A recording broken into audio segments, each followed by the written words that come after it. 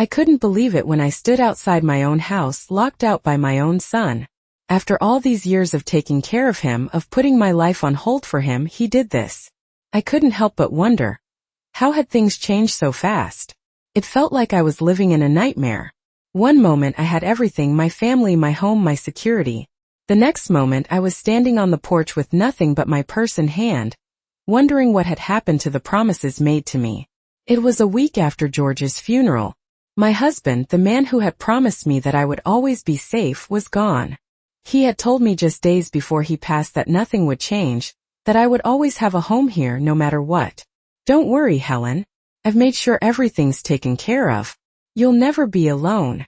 Those words echoed in my mind as I stood there, staring at the door that had always been the symbol of our family. The house we built together, the place where I had spent decades of my life, was now locked against me. The lock turned, but not by my hands. It was Ben's, my own son's. He had done this. Ben, who promised he would take care of me after George passed. Ben, who said everything would stay the same. I had trusted him. But now I couldn't even get inside my own home. How could I have missed it? The signs were always there, small things at first. Ben wasn't coming by as often. At first I chalked it up to his work, his own life, but now I realized it wasn't just that. He had been pulling away for a while. He had changed. He had become distant. I felt a knot form in my stomach, the kind you get when you know something is wrong, but you can't quite put your finger on it. Maybe I had been too hopeful. Maybe I had been blind to the reality. But now, standing there on the front steps, I realized that the promise George made had been broken before I even had a chance to adjust. I thought I was safe, but in just 1 week, everything had changed. I pulled out my phone to call Ben, but no answer. I left a message. Ben, what's going on? I'm locked out of the house. Why didn't you tell me what you were doing? Nothing. Just silence. I could hear the wind rustling through the trees, but there was no answer from my son. I didn't know what to do, what to say. The home that had been a symbol of our family's love and security now felt cold and foreign. I thought about all the years George and I had spent here. Our late-night talks, our shared laughter, the way the walls seemed to hold our memories. And now Ben was taking it all away from me. I wasn't sure what had changed in him, but something had. It was hard to accept. How could my son, the child I raised, be capable of doing this? Was this how he saw me now? As a burden? As someone who had outlived their purpose? I walked around to the back of the house, hoping to find another way in, but the back door was locked too. I stood there for a moment, feeling the weight of the situation settle on my shoulders. This was real. It wasn't a bad dream I could wake up from. My son had locked me out of my own home. I thought about all the times I had cared for him, all the things I had done for him, and now here I was locked out alone. I felt a tear slide down my cheek, but I quickly wiped it away. I wasn't going to cry. I wasn't going to break down. I would find a way through this. I had to. I wasn't helpless. I had lived a long life and I had been through much worse than this. But this was betrayal. And betrayal was something I wasn't sure I could ever forgive. It had been a week since the incident with the locks, and I still couldn't wrap my mind around it. Ben hadn't reached out. No apology, no explanation, nothing. It was as if I no longer existed in his world, and that hurt more than I ever could have imagined. My mind kept wandering back to that day, replaying the moment when I found myself locked out, standing on the steps like a stranger. I couldn't stop asking myself, why had it happened? What had changed? The more I thought about it, the more the pieces began to fit together. Ben had always been distant, but I had ignored the signs, told myself it was just his busy life. I had been so caught up in my grief in the loss of George, that I missed the slow, subtle changes in my son. Maybe it wasn't just grief for him. It was something else, something deeper. Something I had overlooked for far too long. I spent the next few days trying to keep busy, pushing away the thoughts that kept creeping in. But it was hard. The house felt empty, colder than it ever had before. I had always been able to count on George to keep things steady, but now even the smallest details felt off. The smell of his aftershave still lingered in the bathroom. The space where he used to sit at the kitchen table seemed too vast without him. I tried to go about my daily routine, but it was like I was going through the motions of a life that no longer felt like my own. I made coffee in the mornings as I always had, but the taste of it was bitter.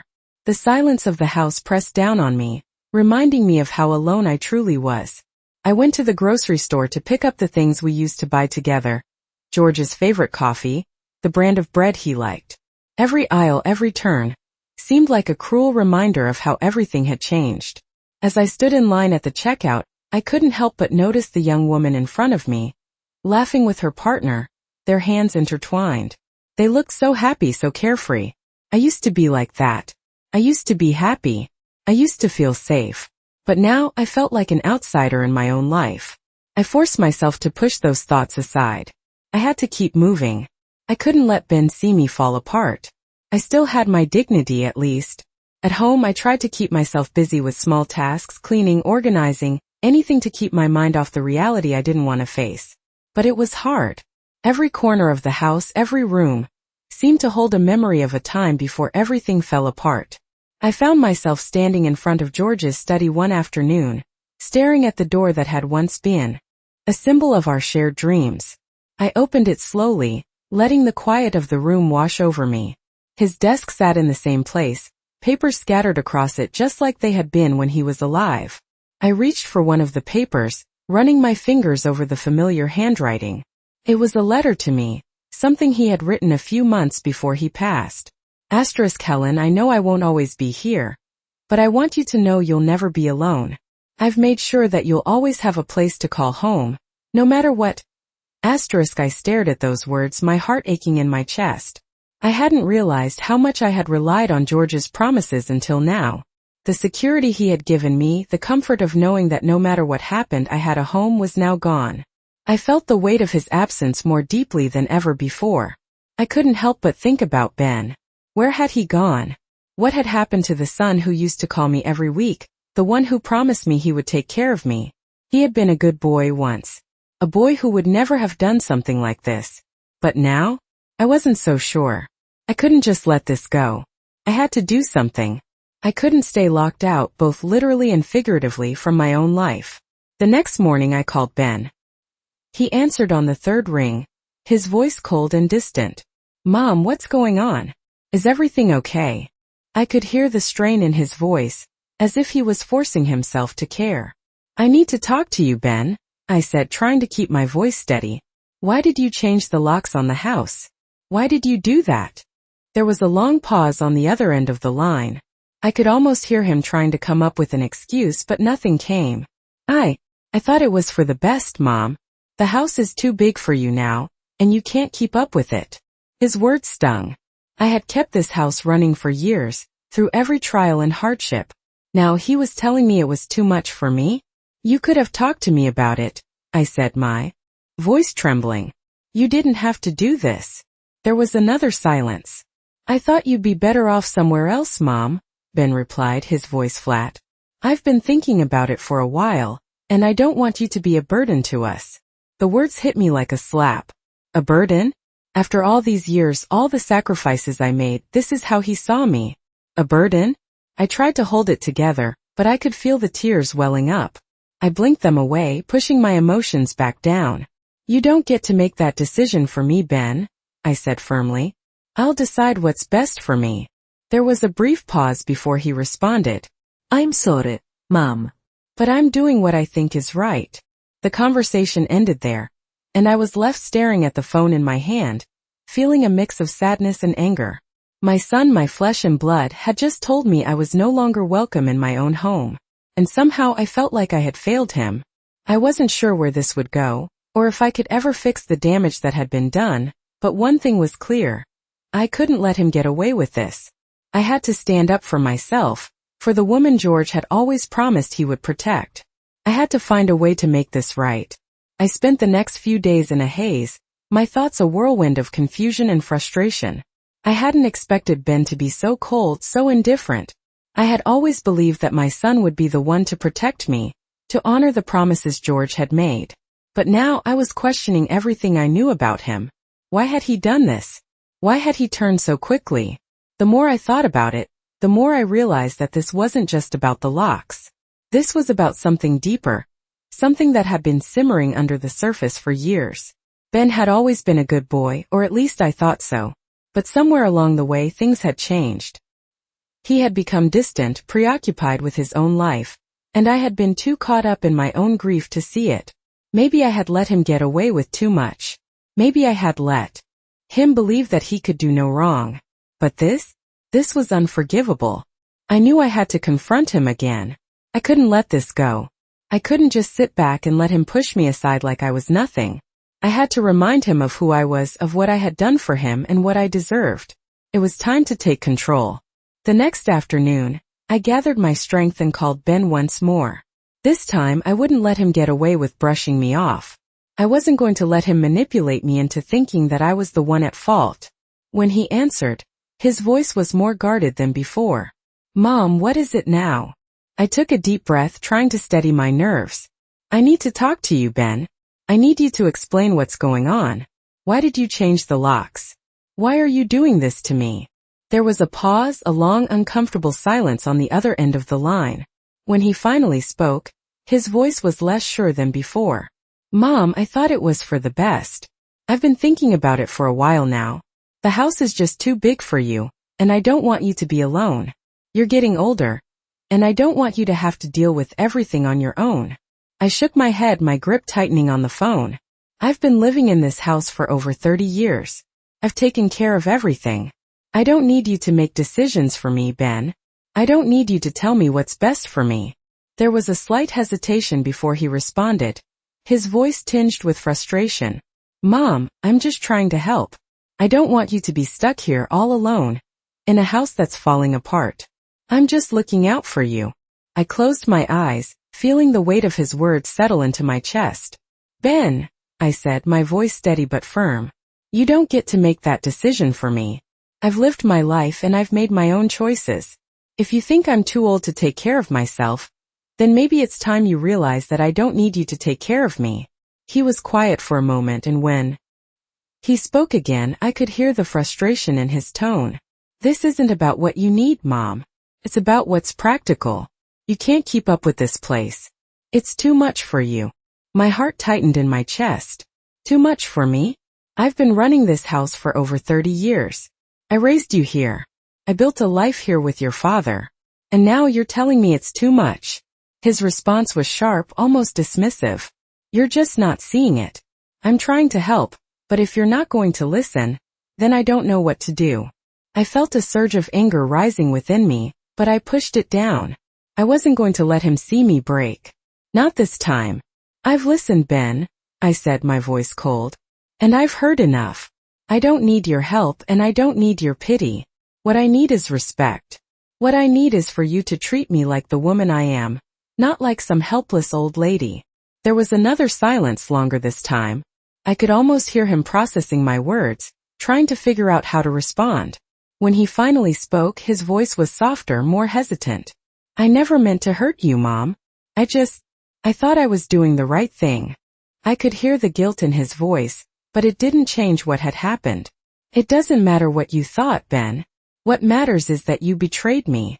You betrayed the trust one had in you, and that's something I can't just forget." I hung up the phone, feeling a mix of emotions swirling inside me. Anger, sadness, disappointment, but mostly I felt a strange sense of relief. I had finally stood up for myself.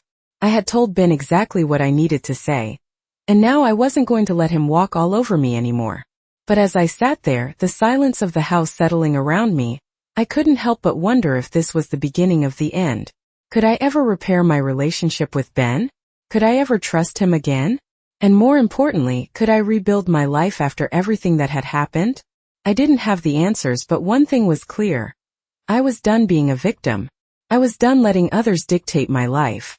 It was time for me to take back control, and I would do whatever it took to find my way back to the woman I used to be. I sat down at the kitchen table, staring at the empty chair across from me. The place where George used to sit, where we used to talk about everything and nothing. I had been sitting there for hours, trying to piece together the events of the past week. It felt like my life had been turned upside down, and I wasn't sure where to begin picking up the pieces. I had always prided myself on being strong, on taking care of things myself, but this was different. This was betrayal, and it stung in a way I hadn't expected. I thought I knew my son. I thought I had raised him to be a good man, someone who would always take care of his family. But now I wasn't so sure.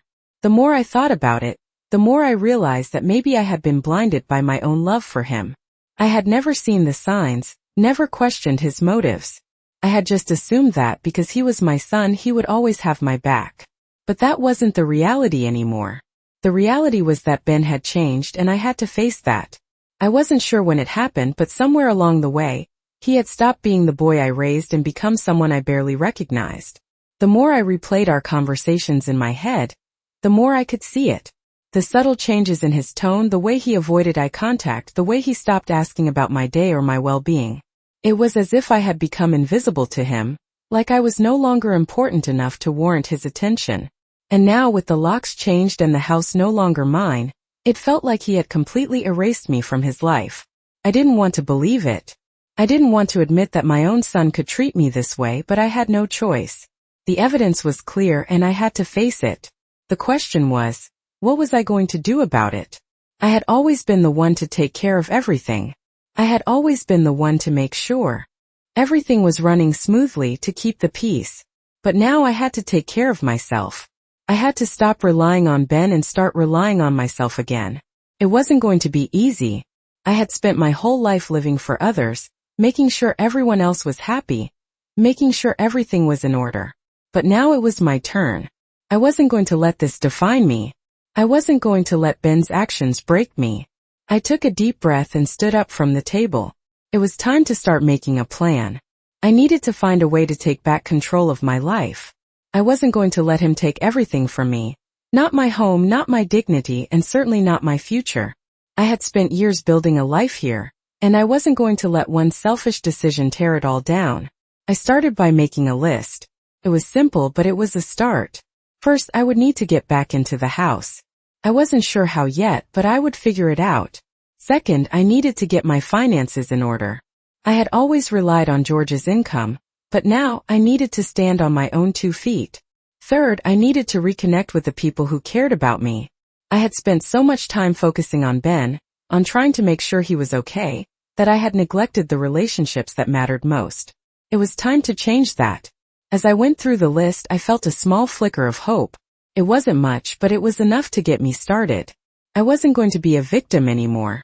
I wasn't going to let Ben or anyone else decide my fate. I was going to take control of my life one step at a time. The road ahead wasn't going to be easy. I knew that. But I also knew that I was strong enough to handle it. I had faced much worse in my life and I had come out the other side. This would be no different. I wasn't going to give up. I wasn't going to back down. I would make it through this and I would come out stronger on the other side. But first I needed to face Ben.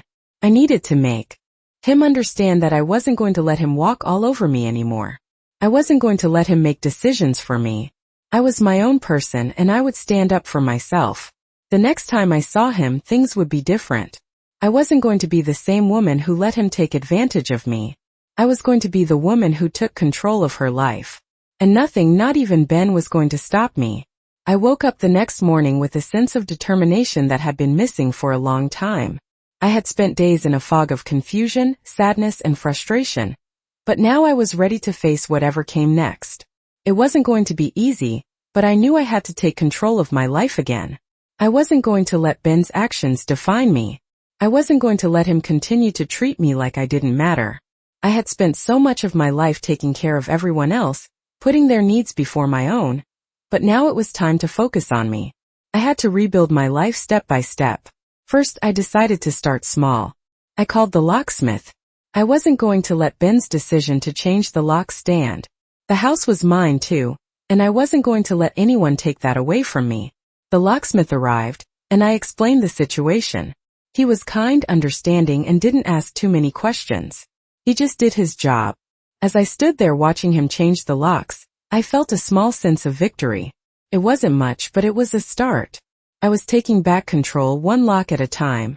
After the locksmith left, I stood in front of the door for a moment, taking it all in. The house was mine again. It wasn't just about the locks, though. It was about reclaiming my space, my life, and my dignity. I had let Ben push me aside, but not anymore.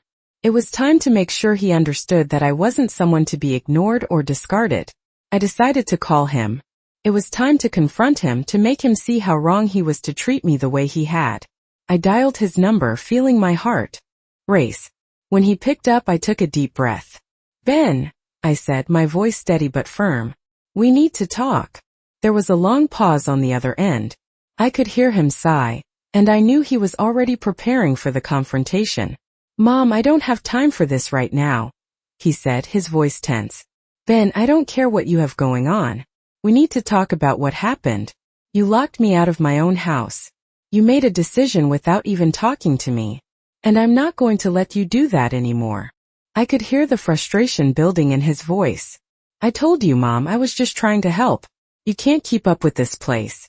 It's too big for you." I shook my head. "You don't get to decide that for me, Ben.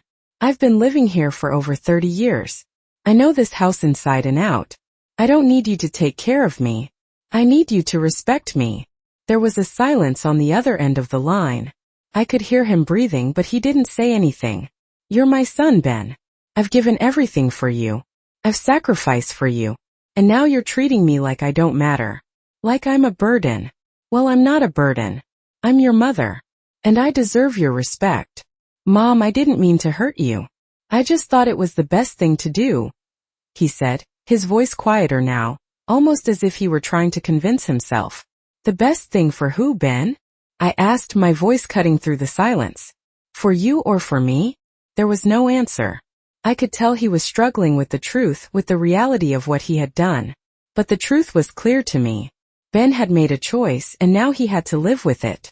I wasn't going to let him sweep this under the rug. "I don't know what happened to you, Ben," I said, my voice softening. "I don't know when you stopped being the son I knew. But you've crossed a line, and I'm not going to let you treat me like this anymore." I paused, letting my words sink in. "I'm not asking you for anything, Ben. I'm telling you that I'm taking control of my own life. I don't need your permission, and I don't need your help. I'm going to rebuild on my own." He didn't respond, and for a moment I wondered if he even heard me.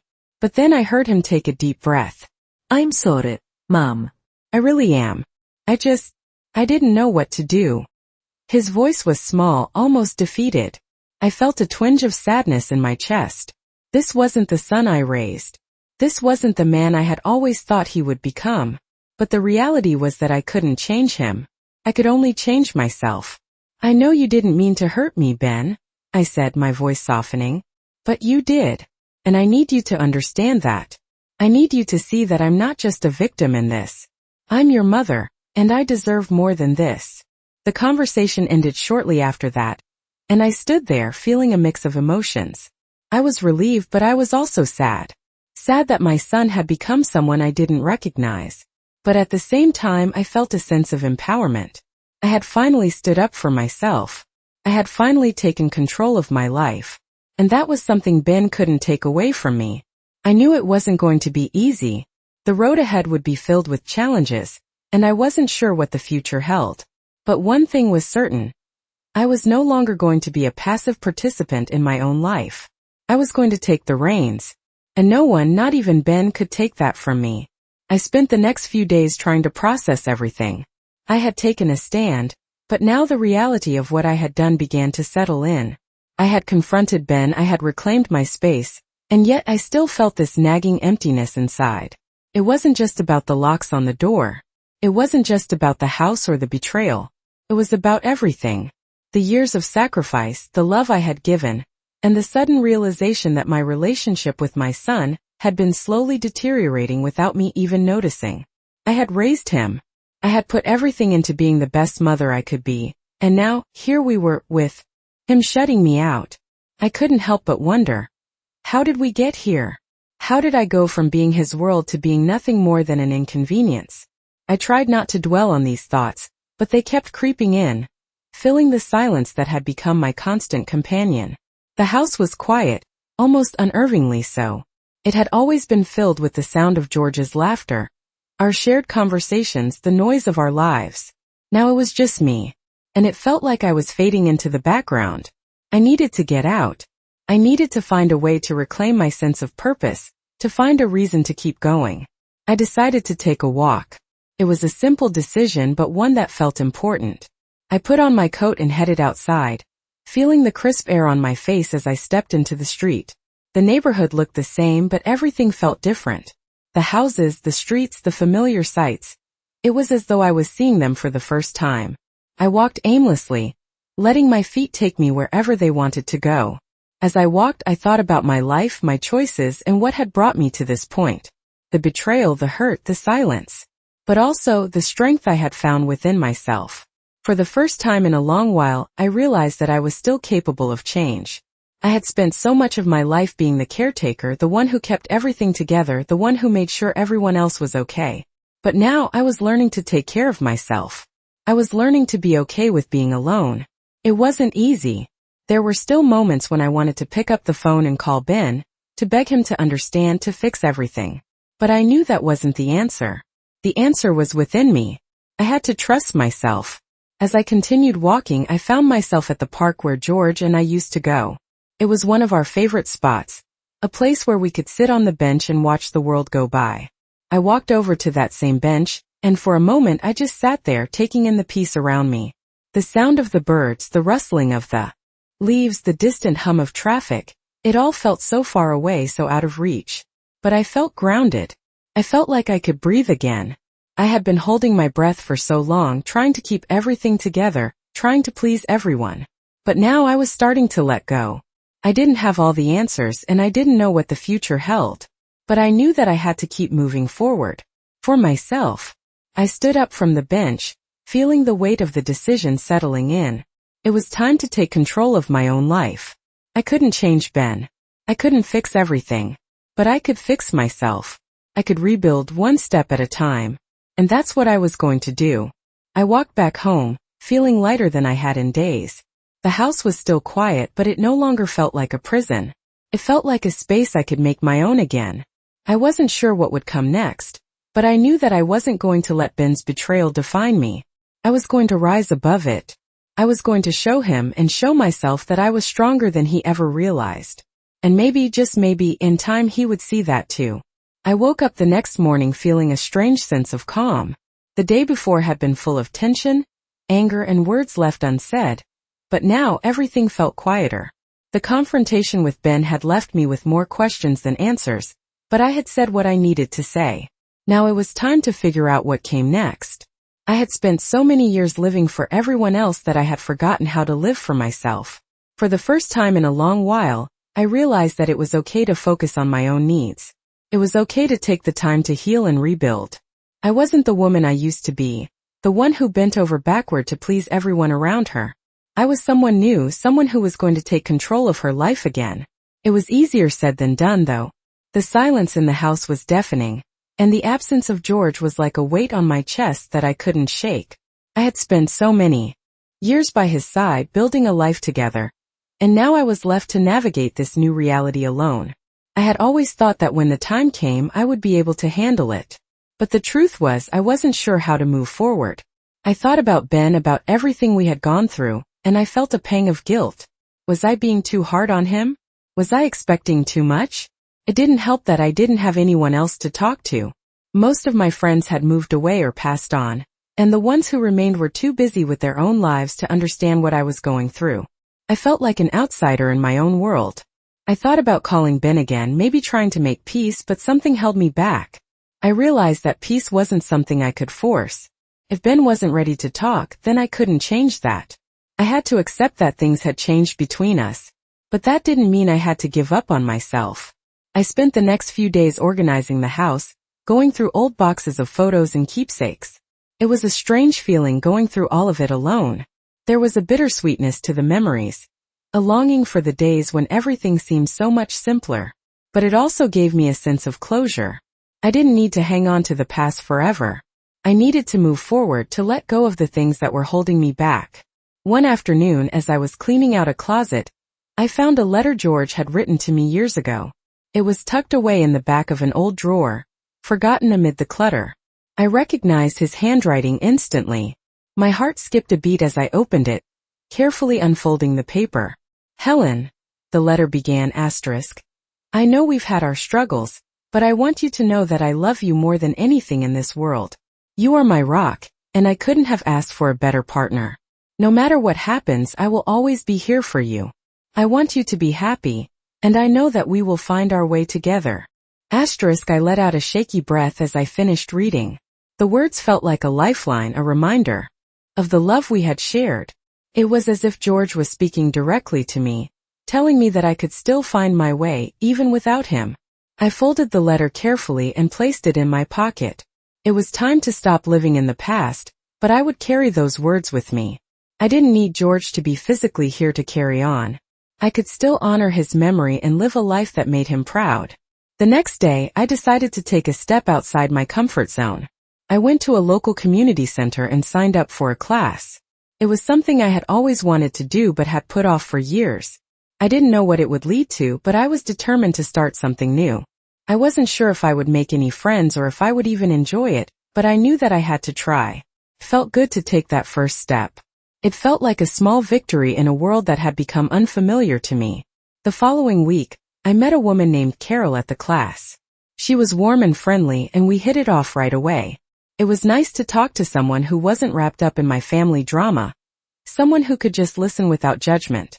We started meeting for coffee after class, talking about life, our pasts, and our hopes for the future. It was a reminder that there were still people out there who cared, who weren't tied to the baggage of my family. Slowly, I began to open up to her about what had happened with Ben. She listened patiently, offering support without offering advice. It was the first time in a long while that I felt like I wasn't carrying the weight of the world on my shoulders. I realized then that I needed to stop trying to carry everything alone. It was okay to ask for help. It was okay to lean on others when I needed to. The healing process wasn't going to happen overnight, and it certainly wasn't going to be easy. But with each step I took, I felt a little stronger. I wasn't the same woman who had been locked out of her house by her son. I was someone who was learning to stand on her own 2 feet again. And that, I realized, was the first step toward truly finding peace. I had started to find my rhythm again, little by little. Each day felt a little easier than the last, and I was beginning to rediscover the person I used to be. The pain of the betrayal from Ben still lingered, but it no longer defined me. I had been through so much, and yet here I was still standing.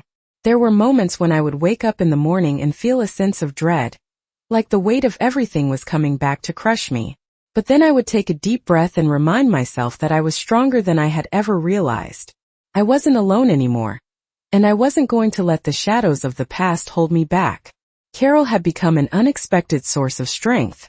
Our conversations, often over cups of coffee in the quiet corner of the cafe, were the highlight of my weeks.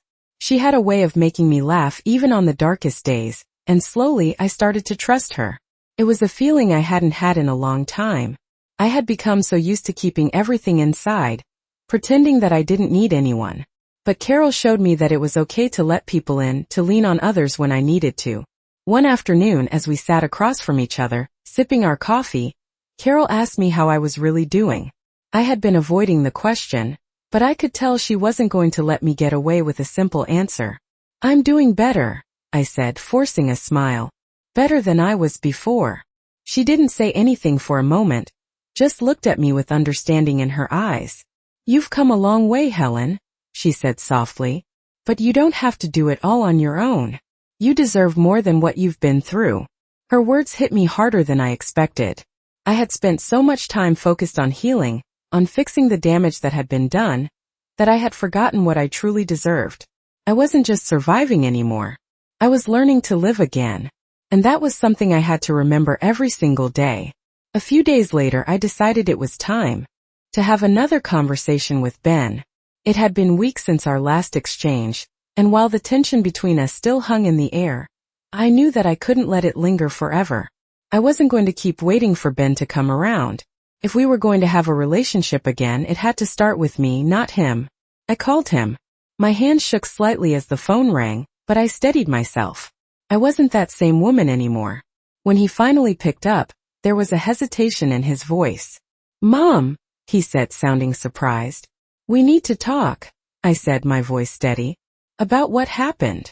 There was a long pause before he answered, and when he spoke again, it was as if he was bracing himself. I don't know what to say, he admitted. I messed up, Mom. I never meant to hurt you. I closed my eyes, taking a deep breath. This was it. The moment I had been waiting for. I know you didn't mean to hurt me, Ben.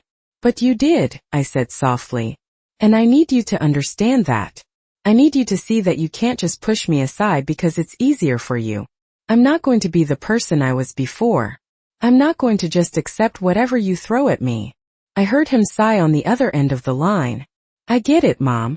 I really do. I've been thinking a lot about everything. And I'm sorry for how I treated you. I never meant for it to go this far. The sincerity in his voice surprised me. It wasn't an apology I had expected, but it was the one I needed to hear. I don't know if we can fix everything right now, I said quietly. But I want to try. For both of us. Ben was quiet for a moment. I want to try too, he finally said. I've been an idiot. But I'm ready to make things right. I felt a weight lift off my shoulders, but I knew that this was just the beginning. Healing wasn't an overnight process. It was going to take time, but for the first time in a long time, I felt like there was a chance for things to get better. I wasn't going to let Ben's mistakes define me, but I was willing to let him back into my life. Slowly, carefully, and on my terms.